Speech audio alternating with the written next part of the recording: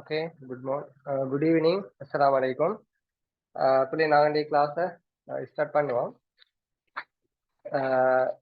எங்களோட இந்த கிளாஸை பொறுத்தவரையில் இந்த கிளாஸுக்குரிய சில அறிமுகத்தை தந்து கொண்டு உங்களுக்கு கிளாஸை ஸ்டார்ட் பண்ணலாம்னு நினைக்கிறேன்.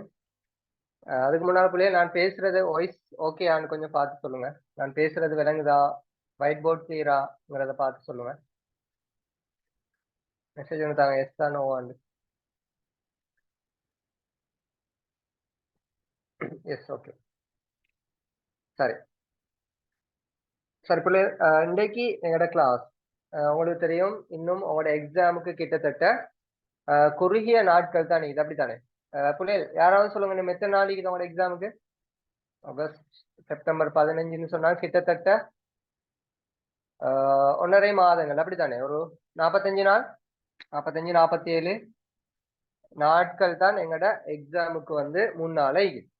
சரிதானே? 45 நாட்கள் தான் எங்களுக்கு எக்ஸாமுக்கு முன்னால இருக்குது.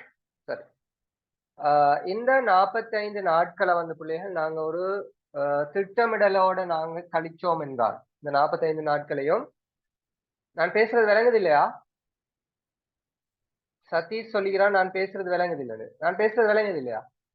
கொஞ்சம் ரிப்ளை பண்ணுங்க.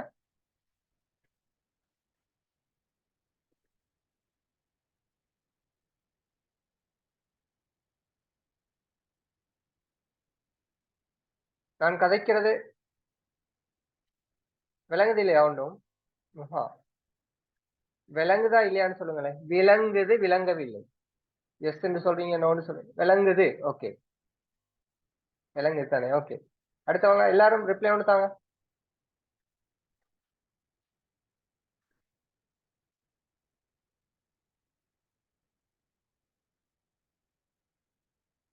நான் கதைக்கிறது என்ன, சிலவங்க விளங்குதுன்னு சொல்றீங்க, விளங்க இல்லைன்னு சொல்றீங்க. விளங்குது தானே? ஓகே, பிள்ளைகள் விளங்க இல்லைன்னா அது உங்களோட ஏதாவது பிரச்சனை ஆகிக்கும், உங்களோட ஏதாவது இஷ்யூ ஆகிக்கும். பிள்ளைகளுக்கு விளங்குதாமே? சரி, ஓகே, இங்க கவனிங்க. ஓகே, விளங்காதவங்க உங்களோட பிரச்சனை.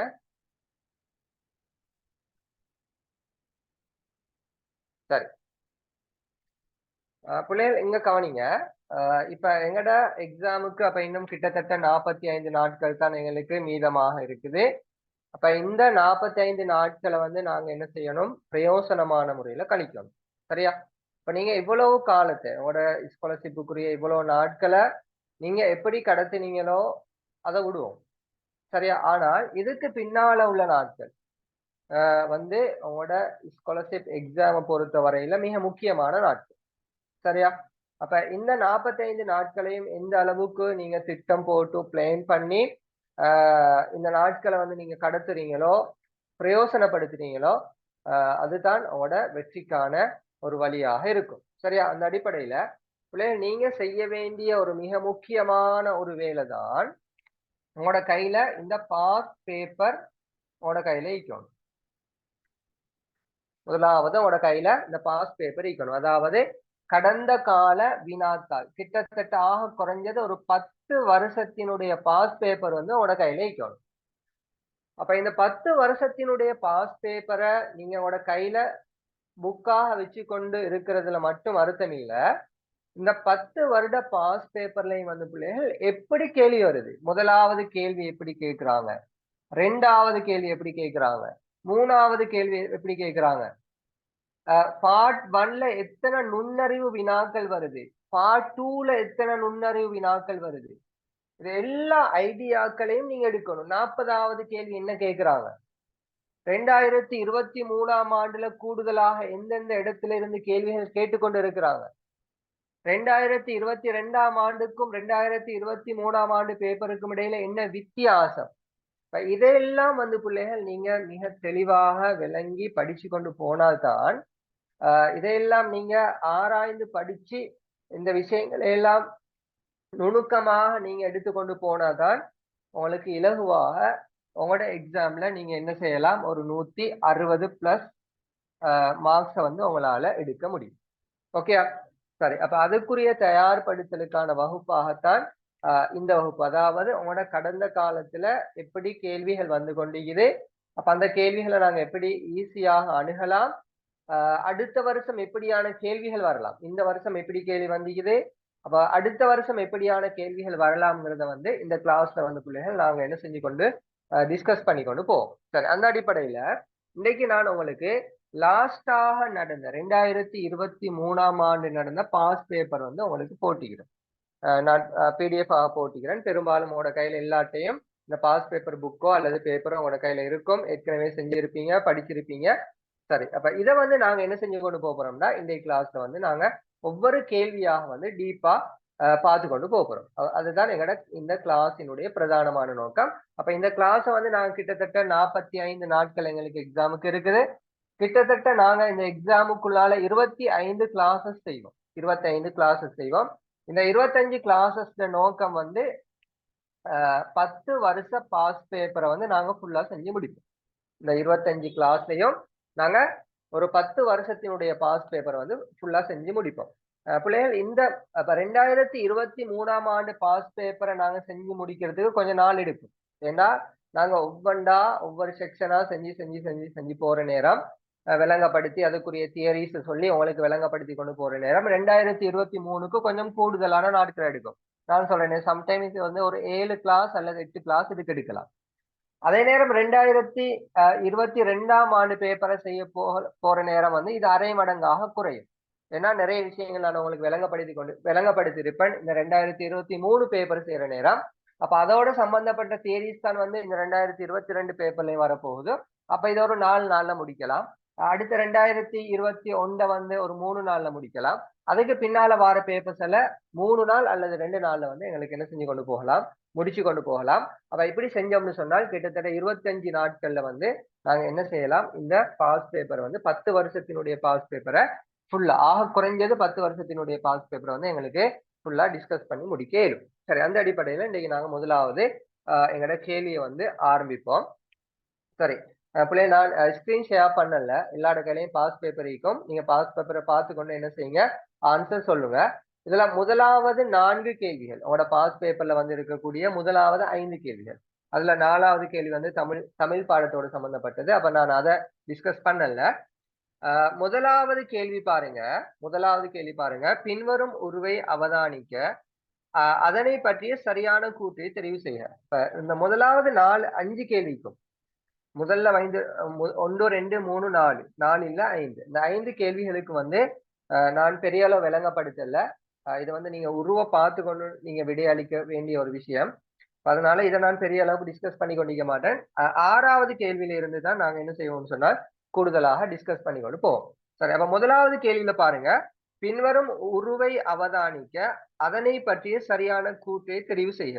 சரி, இப்ப இந்த உருவை நாங்க பாக்குற நேரம் எங்களுக்கு விளங்கும். பாருங்க, 2வது கூற்று வந்து சரியான கூற்றாக இருக்கும். 2வது கூற்று பாருங்க, குதிரைக்கு அண்மையில் இருக்கும் பிள்ளை தொப்பியை அணிந்துள்ளது. குதிரைக்கு அண்மையில் இருக்கும் பிள்ளை தொப்பியை அணிந்துள்ளது. இந்த கூற்று வந்து சரியான கூற்றாக இருக்கும். முதலாவது கூற்று வந்து எங்களுக்கு பிள்ளை பாருங்க, 6 பிள்ளைகளும் சில விலங்குகளும் உள்ளன. இங்க வந்து எத்தனை பிள்ளைகள் இருக்கிறாங்கன்னா 5 பிள்ளைகள் தான் இருக்கிறாங்க. அப்ப இவங்க 6 பிள்ளைகள்னு சொல்றாங்க. பிள்ளைகள் இது பாருங்க, முதலாவது கேள்வி வந்து ஈஸியான கேள்வியாக தான் இருக்கு. பாஸ் பேப்பர்ல முதலாவது கேள்வி எடுத்து பாருங்க, முதலாவது கேள்வி ஈஸியான கேள்வி. இந்த கேள்விகள் நம்ம என்ன செய்யக்கூடாது, நார்மலா எல்லா பிள்ளைகளும் இதுல என்ன செய்வாங்க, சரியான மார்க்ஸ் எடுப்பாங்க. அப்ப நீங்க அதுல பிள்ளை எடுத்துட்டு வந்தீங்கன்னு சொன்னா அது உங்களுக்கு மிச்சம் நஷ்டமாக மாறும். ஏன்னா இது ஒரு போட்டி பரீட்சை, அதனால சிந்தனையோட நிதானமாக வந்து செய்யுங்க. அதே மாதிரி 3வது கூற்று பாருங்க, எல்லா பிள்ளைகளும் ஒரு குழு செயற்பாட்டில் ஈடுபடுகின்றன. அப்படி இல்லை, எல்லா பிள்ளைகளும் குழு செயற்பாடில ஒவ்வொரு பிள்ளைகளும் ஒவ்வொரு விதமான வேலைகளை செஞ்சு கொண்டு இருக்கிறாங்க. அப்ப எங்கன்னா குழு செயற்பாடு ஒன்றும் நடக்கல. குழு செயற்பாடுன்னா உங்களுக்கு தெரியும், ஒரு குழுவாக இணைந்து செய்யக்கூடிய ஒரு வேலை. அப்படி ஒரு வேலை வந்து இந்த படத்தை பார்க்கிற நேரம் எங்களுக்கு நடக்கிற மாதிரி விளங்க இல்லை. எனவே 2வது விடை தான் சரியான விடை. சரியா? சரி, இப்ப இதுல நான் மிச்சம் விளங்கப்படுத்தல. 2வது கேள்வி பாருங்க, 2வது கேள்வியில பின்வரும் உருவில் A எனவும் B எனவும் குறிக்கப்பட்டுள்ள வெற்றிடங்களுக்கு முறையே பொருத்தமான இரு உருப்பகுதிகளும் யாவை? இது வந்து 2வது கேள்விக்கு வந்து விடை வந்து பிள்ளைகள் 3வது விடையாக இருக்கும். அதை நீங்க வந்து உருவ பார்த்து வந்து உங்களுக்கு என்ன செஞ்சு கொள்ளலாம், முடிவெடுத்துக் கொள்ளலாம். சரி, 3வது கேள்வி பாருங்க, கீழே உள்ள ABCDE ஆகிய உருக்களில் ஒத்த 2 உருக்களும் யாவை? இதுவும் எங்களுக்கு பார்த்ததோட ஆன்சர் சொல்லலாம். ஏயும் டியும் தான் வந்து ஒத்த இரு உருக்கள். அப்ப பாருங்க, முதலாவது வார 3 கேள்வியும் ஆக ஈஸியான கேள்வி. உங்களோட கண்ணால பார்த்து நீங்க என்ன செஞ்சு கொள்ளலாம், மிச்சம் யோசிக்க தேவையில்லை. இதுக்கு நுண்ணறிவு ஐடியாக்கள் எல்லாம் ஒன்றும் எடுக்க தேவையில்லை. நீங்க கண்ணால பார்த்து விளங்கி ஆன்சர் பண்ணக்கூடிய கேள்வி. சரியா? அப்ப இந்த முதலாவது 3 கேள்விகளுக்கும் என்ன செஞ்சு கொள்ளக்கூடாது, ஒரு நாளும் ஒரு கேள்வி சரி உங்களோட பிழையான விடையாக உங்களோட விடைகள் வந்து வந்துடக்கூடாதுங்கிறதுல நீங்க மிக கவனமாக இருக்கணும். இப்ப நீங்க இன்றைக்கு போயிட்டு செய்ய வேண்டிய வேலை என்னன்னா, இப்ப உங்களோட கையில 10 வருஷத்தினுடைய பாஸ் பேப்பர் இருக்கும். அப்படி பாஸ் பேப்பர் இல்லைண்டா கட்டாயம் பாஸ் பேப்பர் புக் கொண்டு வாங்கி கொள்ளுங்க. சரியா? பாஸ் பேப்பர் புக் இல்லைண்டா நீங்க இந்த 140 120 140க்கு மேல மார்க்ஸ் எடுக்கிறது வந்து நீங்க கனவுலையும் நினைக்க வேணாம். பாஸ் பேப்பர் செய்யாம உங்களுக்கு கனவுலையும் வந்து 140க்கு மேல மார்க்ஸ் எடுக்க முடியாது. சரிதான பிள்ளைகள்? இதை மனசுல வச்சுக்கொண்டு பாஸ் பேப்பர் இல்லையா, பாஸ் பேப்பர் புக் எடுங்க. புக் எடுத்து நீங்க இப்ப இன்றைய கிளாஸ் முடிஞ்சோ அல்லது நாளைக்கோ ஒரு டைம் ஒன்று எடுத்து நீங்க செய்ய வேண்டிய வேலை, கடந்த 10 வருடங்களாக முதலாவது 3 கேள்வி, அதாவது 1வது கேள்வி, 2வது கேள்வி, 3வது கேள்வி என்னென்ன கேள்வி வந்தீங்குது அப்படிங்கிறத வந்து நீங்க என்ன செய்யணும், பாஸ் பேப்பர் எடுத்து பிரட்டி பார்க்கணும். நான் சொல்லல நீங்க விடைய செய்யுங்கன்னு சொல்லல. முதலாவது பாருங்க என்ன வந்தீங்குது, 2வது செய்யுங்க.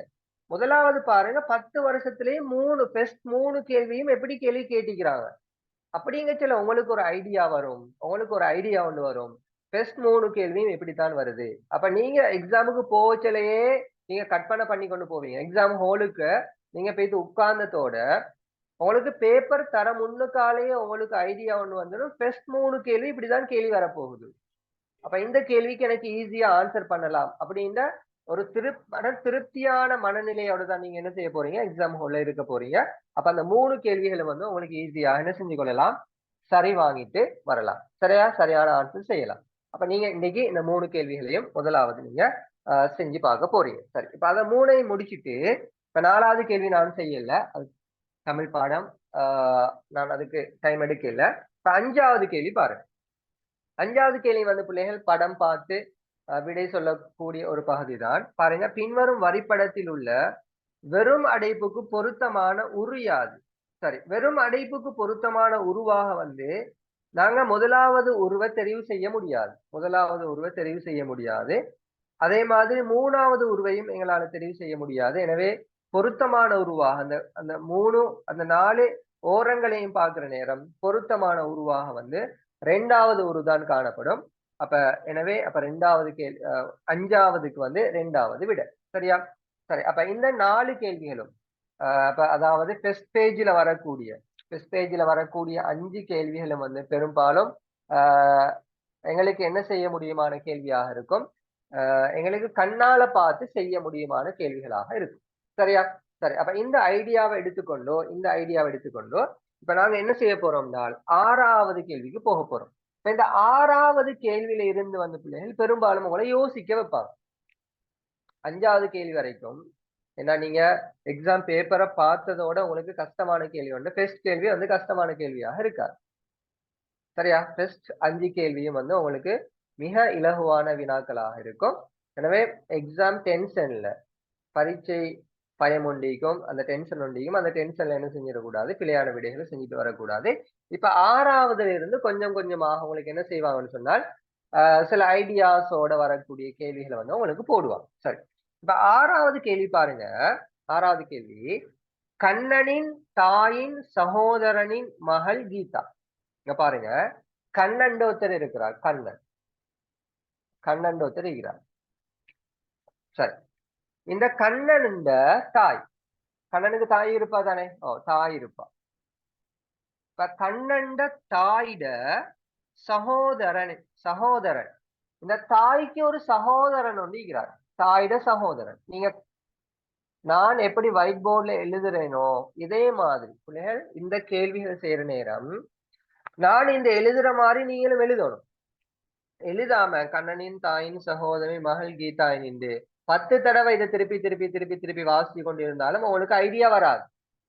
அதால பிளீஸ் நீங்க செய்ய வேண்டிய வேலை, ஒரு ரஃப் தாள் இடுங்க, ரஃப் தாளை தட்டி வாங்கி கொள்ளுங்க. நீங்க எக்ஸாம் பேப்பர் தாரத்துக்கு முன்னுக்கால உங்களோட கையில ரஃப் பேப்பர் எடுத்துக்கொள்ளுங்க. உங்களுக்கு கிடைக்கலன்னா அதை கேட்டு வாங்கிக்கொள்ளுங்க. ரஃப் பேப்பரை வச்சுக்கொண்டு இப்ப 6வது கேள்வியில இருந்து நீங்க ரஃப் பேப்பர்ல செஞ்சு பார்க்கணும். அப்ப இப்படி வரைங்க, இப்படி எழுதுங்க. உங்களுக்கு ஐடியா ஒன்று வர மாதிரி எழுதுங்க. பாருங்க, கண்ணண்ட தாயிட சகோதரன், இந்த சகோதரனுக்கு ஒரு மகள் ஒன்று இருக்கிறாவா. அந்த மகளோட பேர் வந்து, அந்த மகள் வந்து கீதாவா.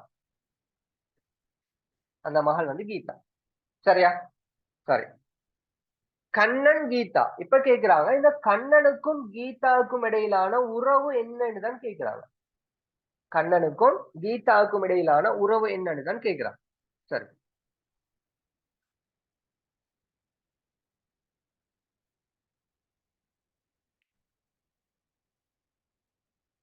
சரி. இப்ப என்ன கேக்குறாங்கன்னா,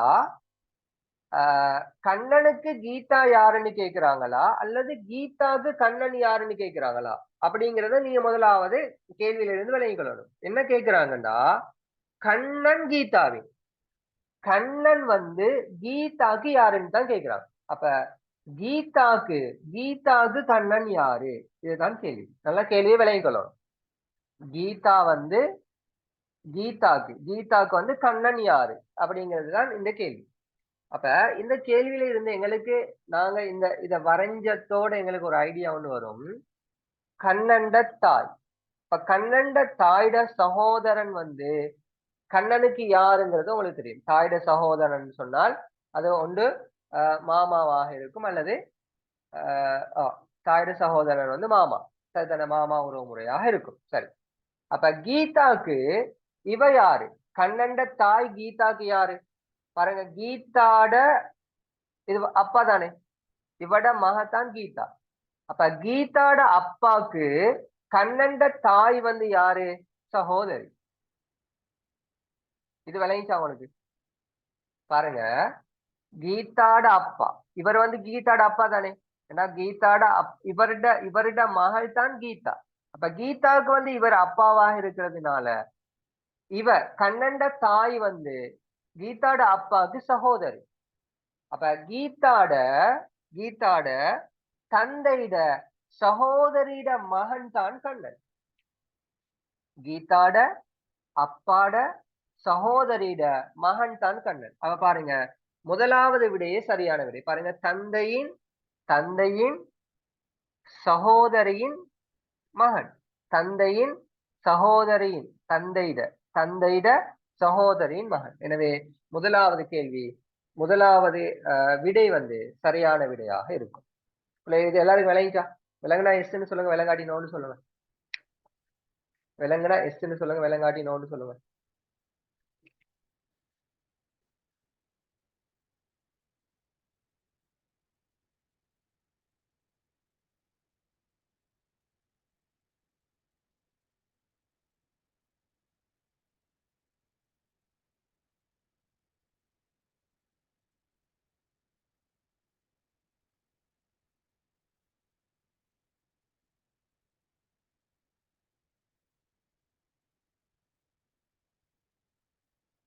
எழுபத்தி 3 பேர் இருக்கிறீங்க.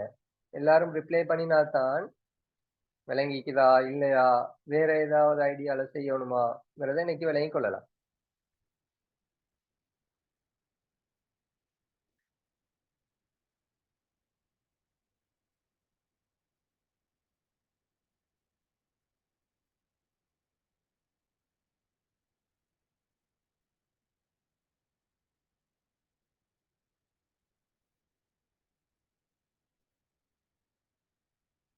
சவுண்ட் வராட்டி ஜெயினா நஸ்டின், அது உங்களோட ஏதாவது ப்ராப்ளம்?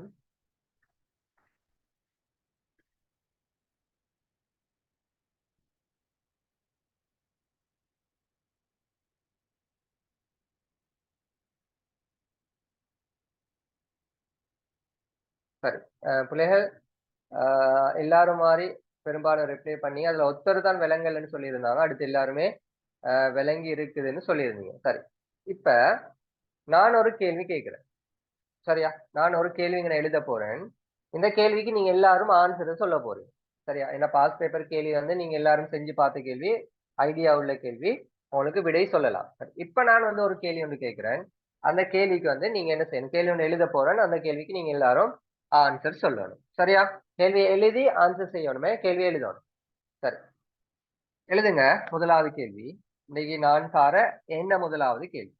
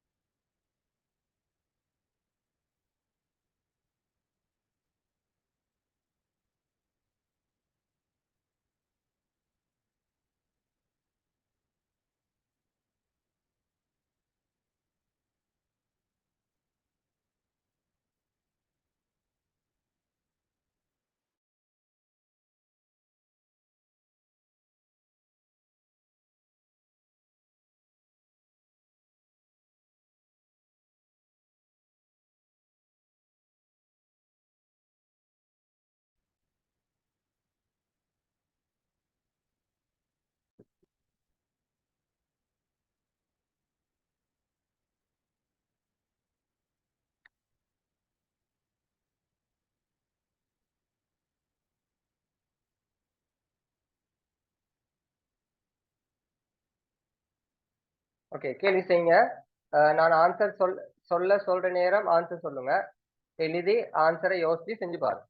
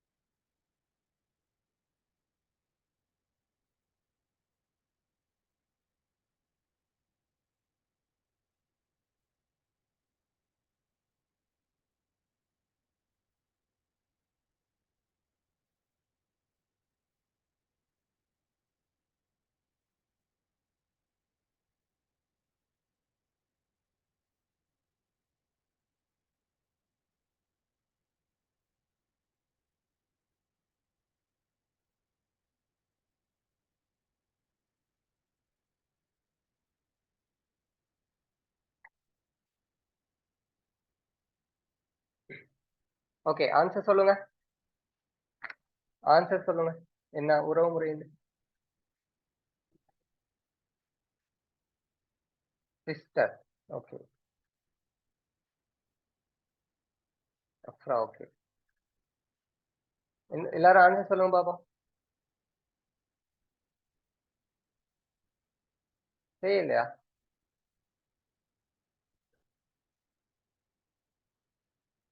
மோகா. ஓகே.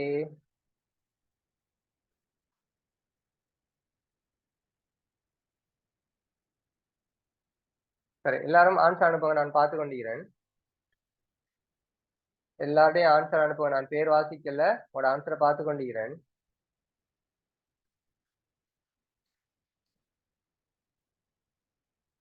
எப்படி ஆன்சர் வருதுன்னு பார்ப்போம்.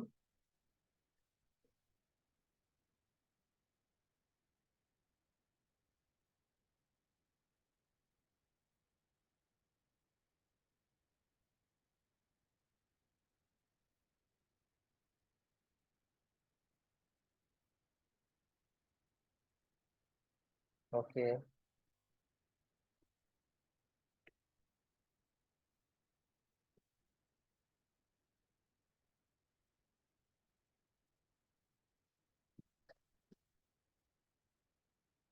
சரி, இதில் அனுப்பிட்டீங்களா?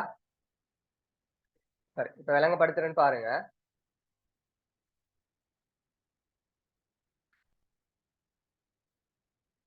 சரி, இந்த உறவு முறைகள் சொல்றதுல வந்து பிள்ளைகள் அவங்களோட ஊர் வழக்காறுகளிக்கும் சரி பாருங்க. எப்படி சொல்றதுன்னு பாருங்க. இங்க பாருங்க, கேள்வி பாருங்க. கமலனின் தந்தை, கமலன் ஒருத்தர் இருக்கிறார். அந்த கமலனுக்கு கமலன் தந்தைக்கிறார் தானே, தந்தையிட சகோதரியிட சகோதரி இருக்கிறார். இந்த சகோதரியிட மகள் தான் யாராம்? அமலா.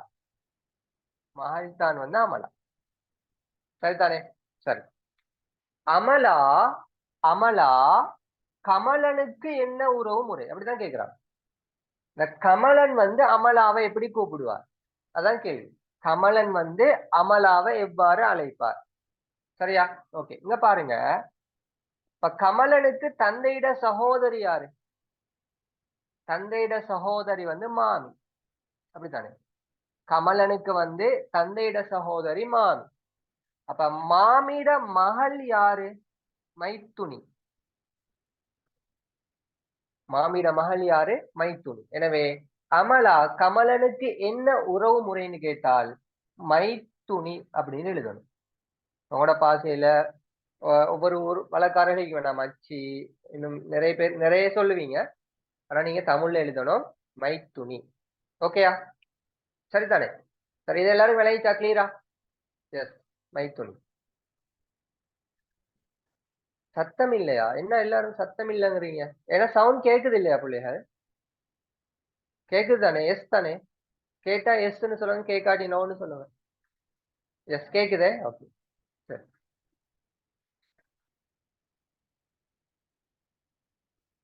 சரி, எல்லாருக்கும் விளங்கிட்டு.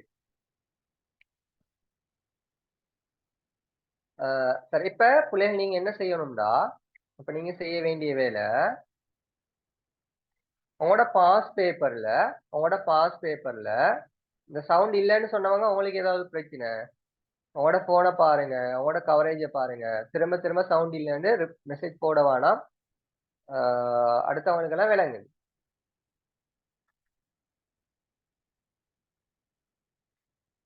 சரி பிள்ளைகள், இப்ப நீங்க செய்ய வேண்டிய இன்னொரு வேலை இது. என்ன வேலைன்னா, இந்த உறவு முறை காண்றது வந்து உங்களோட ஐக்கியூல வரக்கூடிய ஒரு முக்கியமான பகுதி. உறவு முறை காண்றது. இப்ப நானும் எங்கட அந்த தியரி கிளாஸ்ல வந்து எங்கட அந்த நுண்ணறிவு கிளாஸ்ல வந்து உறவு முறை பார்க்கறது வந்து இன்னும் செய்யல. பெரும்பாலும் அடுத்த கிளாஸ், அடுத்த இன்னும் 1-2 கிளாஸ்ல வந்து இந்த உறவு முறை வந்து உங்களுக்கு செய்வேன். சரியா? இப்ப இந்த உறவு முறை பார்க்கறது வந்து அடிக்கடி எக்ஸாம்ல கேட்டு வரக்கூடிய ஒரு பகுதி. சரிதானே? சரி. இப்ப உங்களுக்கு நான் ஒரு வேலை சொல்லிக்கிறேன். ஏற்கனவே ஒரு வேலை சொல்லியிருக்கேன். மிச்ச வேலை தர மாட்டேன். 2 அல்லது 3 வேலை தான் நான் தருவேன். சரி. இப்ப நீங்க எனக்கு என்ன செய்யணும்னால், உங்களோட பாஸ் பேப்பர்ல இந்த உறவு முறை சம்பந்தமாக எத்தனை கேள்வி வந்தீங்க? அதாவது 2023ஆம் ஆண்டுல எத்தனையாவது கேள்வியா வந்தீங்குது? 6வது கேள்வியா வந்தீங்க. இப்ப நீங்க என்ன செய்யணும்னால் இந்த உறவு முறை சம்பந்தமாக 2023ல எத்தனாவது கேள்வி? 6வது கேள்வி தானே? சரி, இப்ப நீங்க ஒரு கொப்பி ஒன்று எடுக்கணும். ஒரு கொப்பி ஒன்று எடுத்து நீங்க செய்ய வேண்டிய வேலைதான். இந்த வேலையெல்லாம் செஞ்சால்தான் உங்களுக்கு பாஸ் பண்ற ஐடியா இருந்தால் 160க்கு மேல உங்களுக்கு மார்க்ஸ் எடுத்து நீங்க ஒரு நல்ல புள்ளியை பெற்று சித்தி அடையணும்னு ஐடியா இருந்தால் நீங்க செய்ய வேண்டிய வேலை, ஒரு கொப்பி ஒன்று நீங்க இப்ப தனியா ஒரு கொப்பி ஒன்று எடுக்க போறீங்க. சரியா? அந்த கொப்பில உறவு முறை அப்படின்னு போட போறீங்க. உறவு முறைன்னு போட்டு இன்றைக்கு நீங்க செய்ய வேண்டிய வேலை. அப்ப முதலாவது கேள்வி எப்ப வந்து இருக்குதுன்னா 2023ஆம் ஆண்டு 26வது கேள்வியா வந்தீங்க.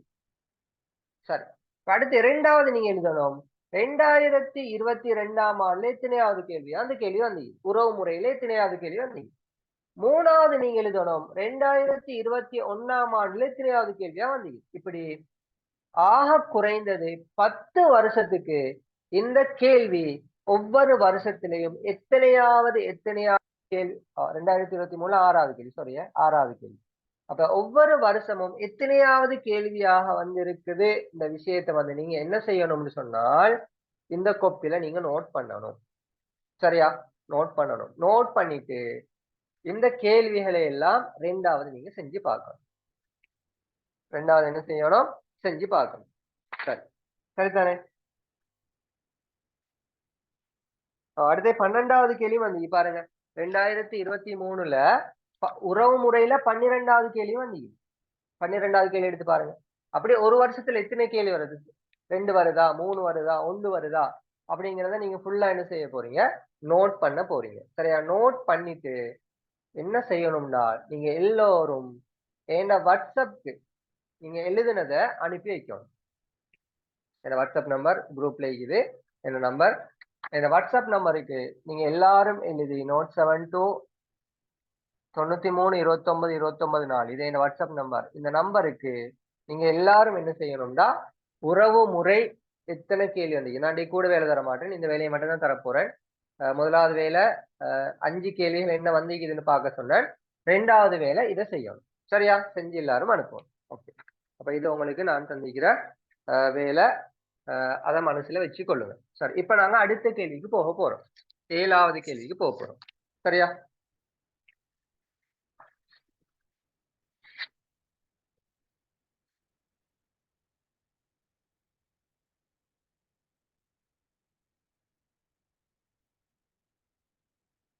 சரி, 7வது கேள்வி பாருங்க.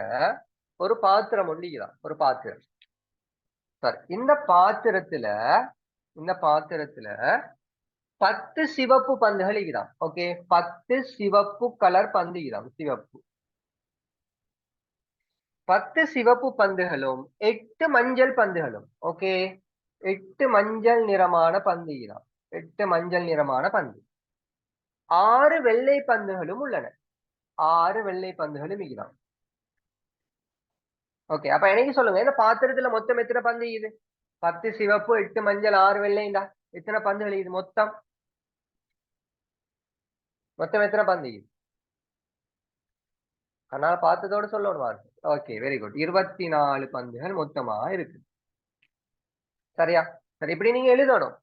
நான் செய்யற மாதிரி பாஸ் பேப்பர் கேள்விகளை எனக்கு உங்களுக்கு ஸ்கிரீன் அப்படி ஷேர் பண்ணிக்கொண்டு எனக்கு ஆன்சரை சொல்லி கொண்டு போகலாம். நான் எப்படி ஏன் ஒயிட் போர்ட்ல எழுதி உங்களுக்கு விளங்கப்படுத்துறேன்டா, இதே முறையில நீங்க கேள்வி செய்யணும். இப்படி எழுதி நீங்க ஒருத்தருக்கு விளங்கப்படுத்துறதுக்காக நான் எப்படி இந்த ஒயிட் போர்ட்ல எழுதி செய்யறேனோ இதே மாதிரி ஒவ்வொரு கேள்வியையும் நீங்க ரஃப் பேப்பர் எடுத்து இப்படி எழுதி செஞ்சால்தான் உங்களுக்கு சரியான விடையை எழுதிட்டு வரலாம். சரியா? சரி, அப்ப ஓகே. அப்ப 10 சிவப்பு பந்து, 8 மஞ்சள் பந்து, 6 வெள்ளை பந்துகளும் மீதம். சரி, இப்ப வெளியில எடுக்கிற நேரம், இப்ப வெளியில எடுக்க போறாங்களா? வெளியில எடுக்கிற நேரம் ஒரு தடவைக்கு 2 சிவப்பு பந்துகள் வீதமும். ஒரு தடவைக்கு சிவப்பு பந்து 2 வெளியில எடுப்பாங்களாம். ஒரு மஞ்சள் பந்து வீதமும். ஓகே, ஒரு மஞ்சள் பந்து எடுப்பாங்களாம். அடுத்தது பாருங்க, ஒரு வெள்ளை பந்து வீதமும். ஒரு வெள்ளை பந்தும் என்ன செய்வாங்களாம்? வெளியில எடுப்பாங்களாம். ஒரு வெள்ளை பந்து வீதமும் வெளியே பந்துகள் எடுக்கப்படுகின்றன. சரி, இப்ப ஒரு தடவைக்கு பந்து எடுக்கிற நேரம் பாருங்க, 2 சிவப்பு பந்து, ஒரு மஞ்சள், ஒரு வெள்ளை. அப்ப ஒரு தடவைக்கு எத்தனை பந்துகள் வெளியில எடுக்கிறாங்க? ஒரு தடவைக்கு எத்தனை பந்துகள் வெளியில எடுக்கிறாங்க சொல்லுங்க. ஒரு தடவைக்கு எத்தனை பந்துகள் வெளியில எடுக்கிறாங்க? வெரி குட், 4 பந்துகள் வெளியில எடுக்கிறாங்க. ஒரு தடவைக்கு 4 பந்துகள் வெளியில எடுக்கிறாங்க. ஆனா எடுக்கிற நேரம் கட்டாயம் அதுல 2 சிவப்பாக இருக்கணும், 1 மஞ்சளாக இருக்கணும், 1 வெள்ளையாக இருக்கணும். சரிதானே? ஓகே, சரி, இப்ப பாருங்க. அவ்வாறு பந்துகள் வெளியே எடுக்கப்படத்தக்க தடவைகளின் எண்ணிக்கை முடிவடைந்த பின்பு. சரி, இப்படி எடுத்துக்கொண்டிருக்கிற நேரம் ஒரு கட்டத்துல இந்த பந்துகள்ல ஏதாவது ஒன்று முடியும்.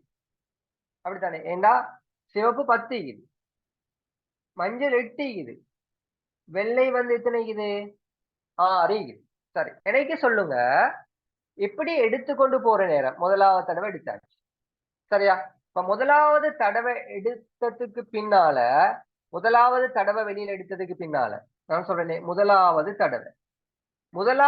தடவை இந்த பக்கெட்ல இருந்து இவ்வளவு பந்துகளை எடுத்ததுக்கு பின்னால எனக்கு சொல்லுங்க, சிவப்பு பந்து எத்தனை பேலன்ஸ் இருக்கும், மஞ்சள் எத்தனை பேலன்ஸ் இருக்கும், வெள்ளை எத்தனை பேலன்ஸ் இருக்கும்? சொல்லுங்க பாப்போம்.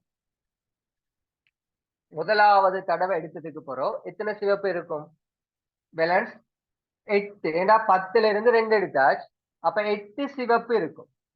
சரியா? எத்தனை மஞ்சள் இருக்கும்? முதலாவது தடவை எடுத்ததுக்கு பிறகு ஒன்று எடுத்தாச்சு. அப்ப 7 மஞ்சளிக்கும் 7 மஞ்சளிக்கும் எத்தனை வெள்ளைக்கும்? வெள்ளை 5க்கும் வெள்ளை 5க்கும். சரி, இப்ப ரெண்டாவது தடவை எடுக்கிறோம். ரெண்டாவது தடவை எடுக்கிறோம். ரெண்டாவது தடவை எடுக்கிற நேரம் சிவப்பு 6க்கும், சாரி சிவப்பு 6க்கும். ஏன்னா 2 தடவை எடுக்கிறது. சிவப்பு 6, மஞ்சள் 6, வெள்ளை 4. சரியா? மூணாவது தடவை எடுக்கிற நேரம் பாருங்க, சிவப்பு 4, சிவப்பு 4, மஞ்சள் 5க்கும், வெள்ளையில 3. நாலாவது தடவை எடுக்கிற நேரம் பாருங்க, சிவப்புல 2க்கும், மஞ்சள்ல 4க்கும், வெள்ளையில 2க்கும். அஞ்சாவது தடவை எடுக்கச்சல பாருங்க, சிவப்புல 2 தடவை 2 எடுத்தாச்சு. அப்ப சிவப்புல ஒன்றும் இல்லை, சிவப்புல 0 ஒண்ணும் இல்லை. மஞ்சள்ல எத்தனைக்கும்? மஞ்சள் 3க்கும், வெள்ளையில 1க்கும். இப்ப பாருங்க, அஞ்சாவது தடவை நாங்க வெளியில எடுக்கிற நேரம், அஞ்சாவது தடவை வெளியில எடுக்கிற நேரம் சிவப்பு பந்து முடிஞ்சு. இப்ப கேக்குறாங்க, இப்படி முடிஞ்சதுக்கு பின்னால பாத்திரத்துல எத்தனை பந்துகள் எஞ்சிருக்கும்னு கேக்குறாங்க. எத்தனை பந்து எஞ்சிருக்கும்? எங்களுக்கு தெரியும். பாருங்க, மஞ்சள் 3 எஞ்சிருக்குது, வெள்ளை 1 எஞ்சிருக்கு. அப்ப 3ம் 1ம் 4 பந்துகள் எஞ்சிருக்கு. 3ம் 1ம் 4 பந்துகள் எஞ்சிருக்குது. எனவே 7வது கேள்விக்குரிய விடை வந்து 2வது விடை. 2வது விடை. சரி, இதை நான் செஞ்சது உங்க எல்லாருக்கும் விளங்கிட்டேன். இது செஞ்சது உங்க எல்லாருக்கும் விளங்கிட்டேன்.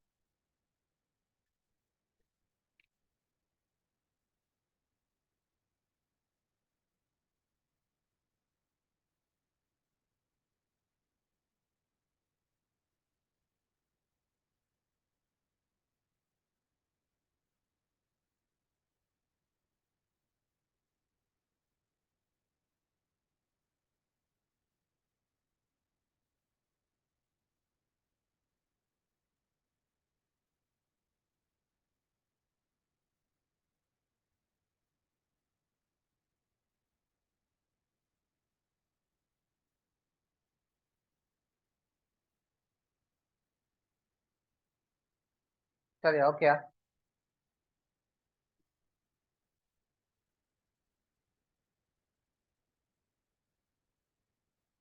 சரி, ஓகே. இப்போ உங்க ஒருத்தர் விளங்கலைன்னு சொல்லியிருந்தாங்க, அடுத்து எல்லாருக்கும் விளங்கிக்குன்னு சொல்லியிருந்தீங்க. Okay, very good. பிள்ளைய கவனிங்க. இப்போ உங்களுக்கு இந்த வருஷம் இப்படி ஒரு கேள்வி கேட்டால் அடுத்த வருஷம் இதே கேள்வியை திருப்பி தூக்கி போட மாட்டான். இந்த கேள்வியில வந்து சின்ன ஒரு மாற்றத்தை செய்வான், சின்ன ஒரு மாற்றத்தை செய்வான். சரி, இப்ப நான் கேட்கிறேன், உங்களுக்கு இப்படி ஒரு கேள்வி கேட்கலாம். என்ன கேட்கலாம்னா, இதே மாதிரி ஒரு கேள்வி ஒன்று போட்டுட்டு உங்களுக்கு ஒரு கேள்வி கேட்கலாம், எஞ்சி இருக்கக்கூடிய மஞ்சள் நிற பந்துகளின் எண்ணிக்கை யாது? இப்ப என்ன விட எஞ்சி இருக்கக்கூடிய மஞ்சள் நிற பந்துகளின் எண்ணிக்கை யாதுன்னு கேட்டா என்ன விட சொல்லுவீங்க? Very good. எத்தனை? 3 பந்துகள் வந்து எஞ்சி இருக்கு. இன்னொன்னு கேட்கலாம், எஞ்சி இருக்கக்கூடிய வெள்ளை நிற பந்துகளின் எண்ணிக்கை யாதுன்னு கேட்கலாம். எஞ்சி இருக்கக்கூடிய வெள்ளை நிற பந்துகளின் எண்ணிக்கை யாதுன்னு கேட்கலாம். அப்ப எஞ்சி இருக்கக்கூடிய வெள்ளை நிற பந்துகளின் எண்ணிக்கை வந்து 1. சரியா? அப்படியும் கேள்வி கேட்கலாம். இப்ப இப்படித்தான் கேள்வி கேட்கணும் இல்ல. அப்ப இதை வச்சுக்கொண்டு உங்களுக்கு என்ன செய்யலாம், இந்த ஐடியாக்களையும் வந்து உங்களுக்கு கேள்விகள் கேட்கலாம். சரிதானே? சரி, இப்ப இந்த கேள்வி வந்து உங்களுக்கு ஃபுல்லா கிளியரா இருக்கும்னு நினைக்கிறேன். சரி, இப்ப இந்த கேள்வி விளங்கிச்சான்னு பாக்குறதுக்கு நான் இன்னொரு கேள்வி தாரேன், இது செய்யுங்க. நான் இதை மட்டும் வரைகிறேன், கேள்வியை எழுதல, நான் படத்துல வரைகிறேன், நீங்க செய்யுங்க.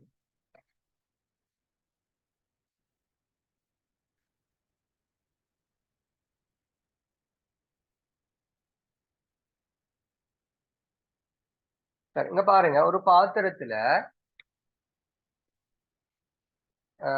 6 சிவப்பு நிற பந்துகளும் 4 மஞ்சள் நிற பந்துகளும் 3 வெள்ளை நிற பந்துகளும் காணப்படுகிறது. சரியா? ஒரு பாத்திரத்துல 6 சிவப்பு நிற பந்துகள், 4 மஞ்சள் நிற பந்துகள், 3 வெள்ளை நிற பந்துகள். சரியா? ஒரு தடவைக்கு ஒவ்வொரு பந்திலிருந்தும் ஒவ்வொன்று வீதம் எடுக்கப்பட்டது. சரியா? ஒவ்வொரு பந்து வீதம் எடுக்கப்பட்டது. இப்படி எல்லா பந்தும் முடிஞ்சதுக்கு பின்னால எஞ்சி இருக்கின்ற எஞ்சி இருக்கின்ற எஞ்சி இருக்கும் சிவப்பு நிற பந்துகளுடைய எண்ணிக்கை யாரு? சிவப்பு நிற சிவப்பு நிற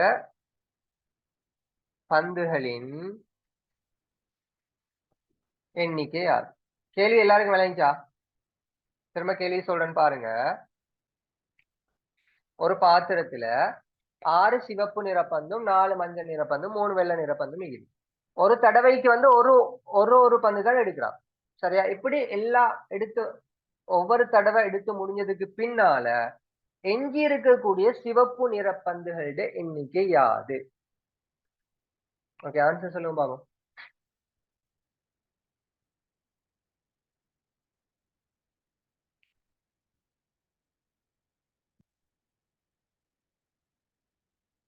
ஓகே, ஜிசான் ஆன்சர் சரி. சரியா சொன்னவங்களை மட்டும் நான் பேர் வாசிப்பேன்.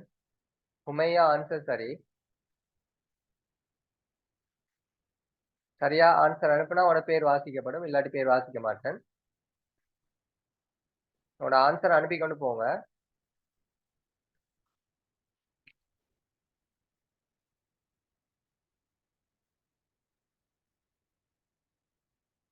உன்னோட பேர் ஒரு தடவை நீங்க ஆன்சர் போட்டா போதும். உன்னோட பேர் வாசிக்கலைன்னா உன்னோட ஆன்சர் பிள்ளைன்னு அர்த்தம்.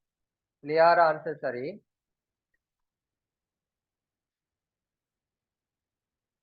சலோனி ஆன்சர் சரி. பவிஷ் ஆன்சர் சரி.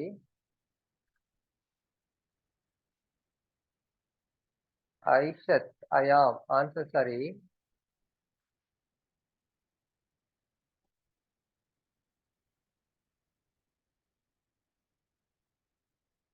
ஜெய்னப் ஆன்சர் சரி.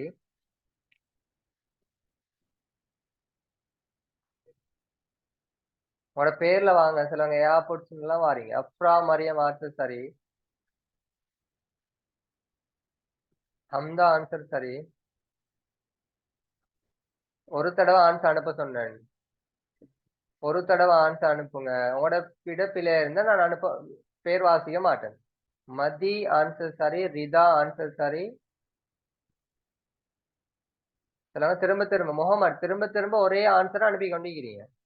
பேர் வாசிக்கலன்னா அவனோட ஆன்சர் பீல திரும்ப என்ன அனுப்புறீங்க?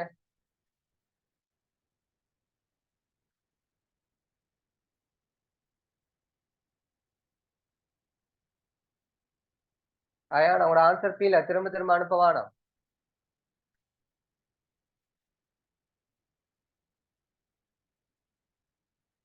சரி பிள்ளைங்க, இங்க பாருங்க.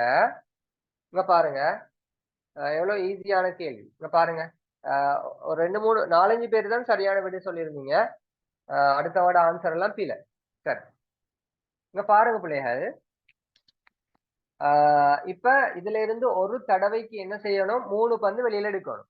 ஒரு தடவைக்கு 3 பந்து எடுக்கணும். சரி, அப்ப எனக்கு சொல்லுங்க, இதுல இருந்து எத்தனை தடவைகள் வந்து பந்து எடுக்கலாம்? 3 பந்து, ஒவ்வொரு கலர் பந்துலையும் ஒவ்வொரு பந்து எடுக்கிறதாக இருந்தால் எத்தனை தடவைகள் இதுக்கு இருந்து பந்து எடுக்கலாம்?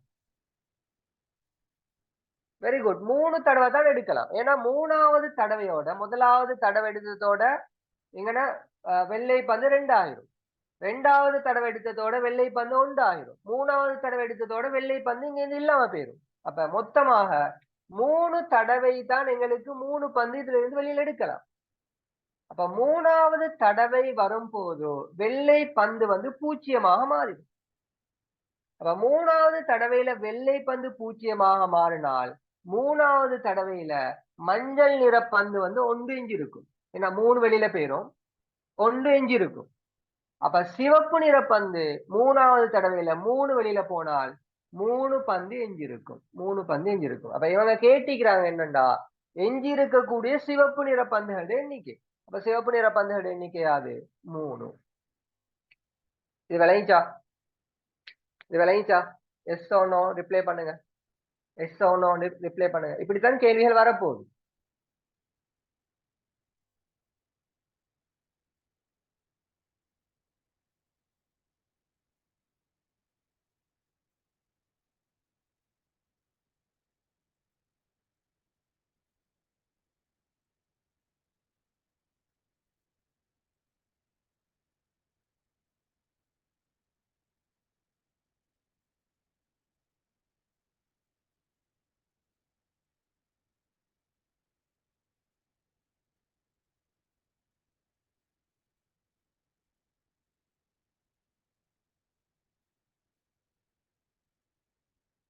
ஹேண்ட் ரைஸ் பண்ண வேணாம்.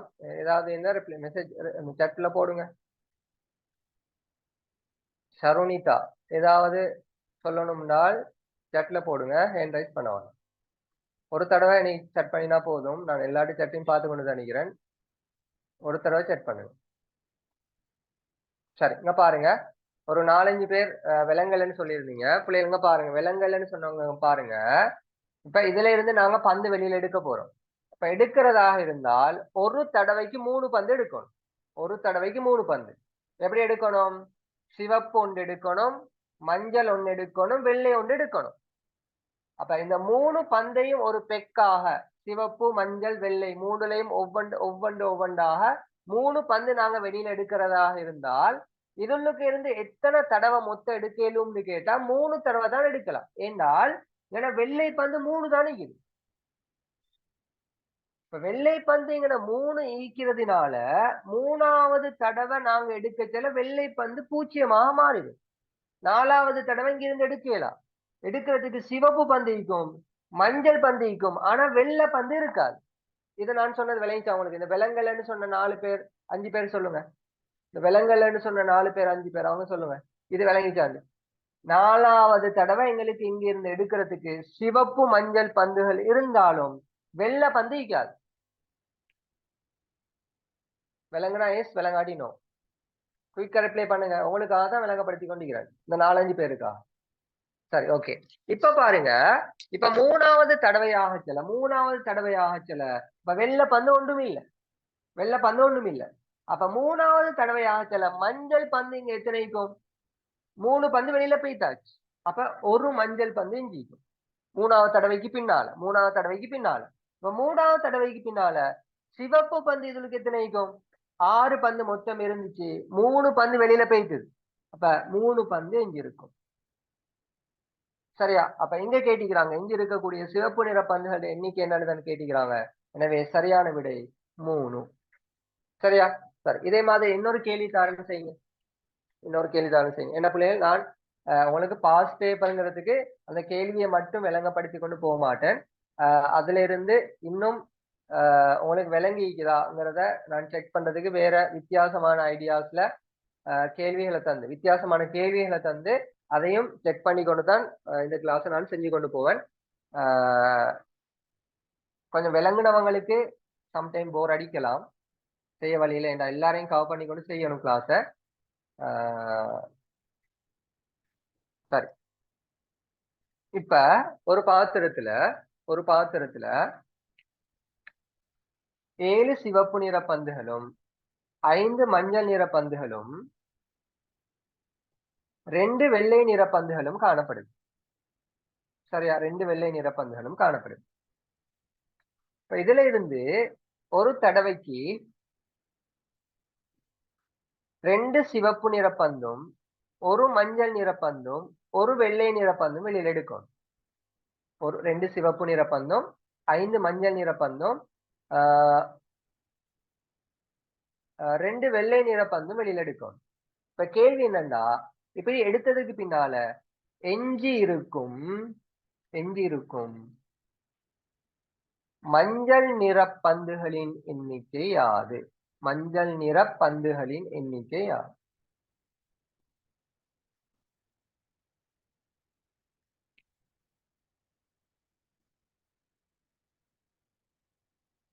மஞ்சள் நிற பந்துகளின் எண்ணிக்கை யாது? சரியா? நான் டைம் தருவேன். அது வரைக்கும் நான் ஆன்சர் அனுப்ப சொல்ற நேரம் ஆன்சர் அனுப்புவேன்.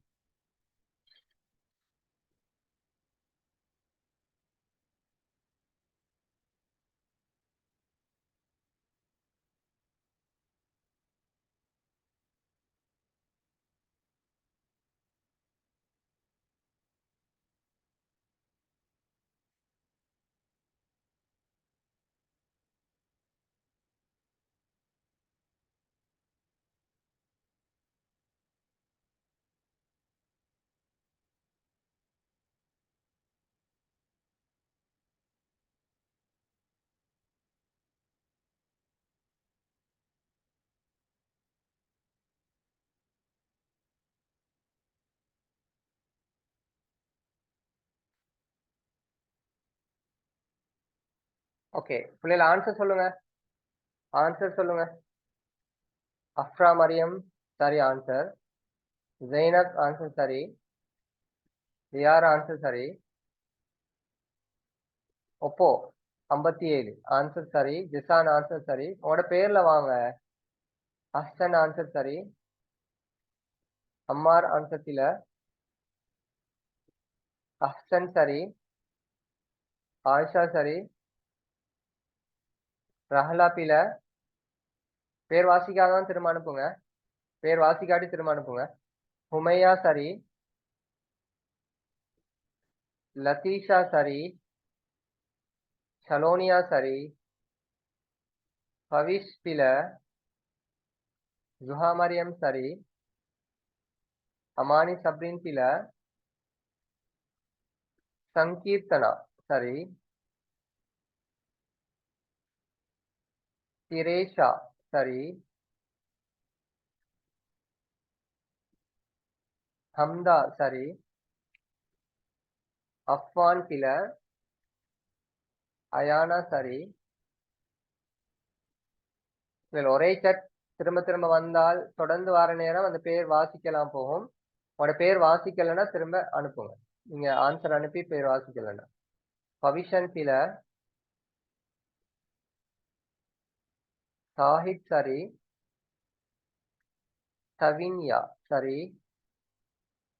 சபரிஷ்கர் பில.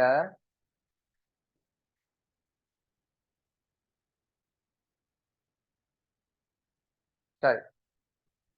அம்மார் பில. சரி, இங்க பாருங்க. இங்க பாருங்க. இங்க இருந்து இங்க 7 சிவப்பு பந்துகள், 5 மஞ்சள் பந்துகள், 2 வெள்ளை பந்துகள் இது. சரி. இன்ஷாட் சரி. அத்தியா ஃபயா சரி. மொஹைதீன் சரி. சரி, இங்க பாருங்க. இப்ப யாரும் ஆன்சர் அனுப்ப வேணாம். இப்ப இங்க பாருங்க. இதுல 2 வெளியில எடுக்கணும். இதுல 1 எடுக்கணும். இதுல 1 எடுக்கணும். சரி, இங்க பாருங்க. இதுல ஆக குறைய 2 வெள்ளை பந்துகள் இது. அப்ப 2வது தடவை நாங்க இங்க இருந்து எடுக்கிற நேரம், 2வது தடவை எடுத்ததுக்கு பின்னால 3வது தடவை எடுக்கிறதுக்கு எங்களுக்கு வெள்ளை பந்திக்குமா? இந்த பாக்ஸ் உள்ளுக்க 3வது தடவை எடுக்கிறதுக்கு வெள்ளை பந்திக்குமா? ஈக்குமா ஈக்காதா சொல்லுங்க.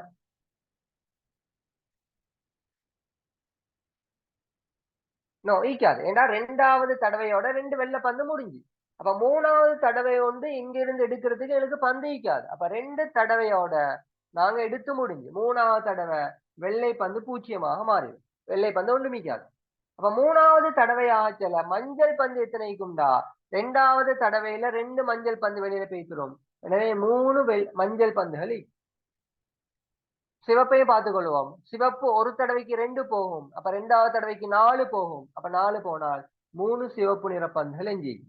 இப்ப என்ன கேட்டிக்கிறாங்கடா, எங்க இருக்கக்கூடிய மஞ்சள் நிற பந்துகள் எண்ணிக்கை தான் கேட்கிறாங்க. எனவே மஞ்சள் நிற பந்துகள் எண்ணிக்கை வந்து 3ஆக காணப்படும். 3ஆக காணப்படும். இது விளங்கிட்டா? இது விளங்கிட்டா? அந்த விலங்கல்னு சொன்னவங்களுக்கு விளங்கிட்டா? இப்ப அப்ப சரியான விடை வந்து 3ங்கிறது தான் சரியான விடையாக இருக்கு. பிள்ளையா ஆன்சர் அனுப்புனவங்க, விடை அனுப்பாதவங்க எல்லாருக்கும் விளங்கிச்சா? கிளியரா?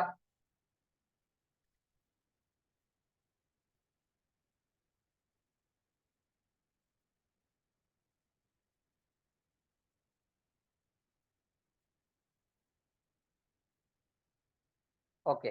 பிள்ளைகள், அப்ப நாங்க இந்த கிளாஸஸ இப்படி தொடர்ச்சியாக இது செஞ்சு கொண்டு போவோம். இப்ப நாங்க இன்னைக்கு 6வது கேள்வி, 6வது தானே? 7வது கேள்வி வரைக்கும் பார்த்துக்கிறோம். அப்ப நாளைக்கு நாங்க 8வது கேள்வி. நாளைக்கும் இந்த கிளாஸ் நடக்கும். நாளைக்கா அடுத்த கிளாஸ் நான் உங்களுக்கு இன்ஃபார்ம் பண்ணுவேன் குரூப்ல. நாங்க 8வது கேள்வியில இருந்து என்ன செய்வோம், அடுத்த கிளாஸ் வந்து கண்டினியூ பண்ணி கொண்டு போவோம். சரியா? ஓகே. அப்ப யாருக்கும் விலங்கல்னு சொன்னா நான் ரெக்கார்டிங்ஸ் போடுவேன். என்ன செய்யுங்க, ரெக்கார்டிங்ஸை எடுத்து பாருங்க. ஓகே. அப்ப எல்லாருக்கும் thank you so much. Good night. பாய்.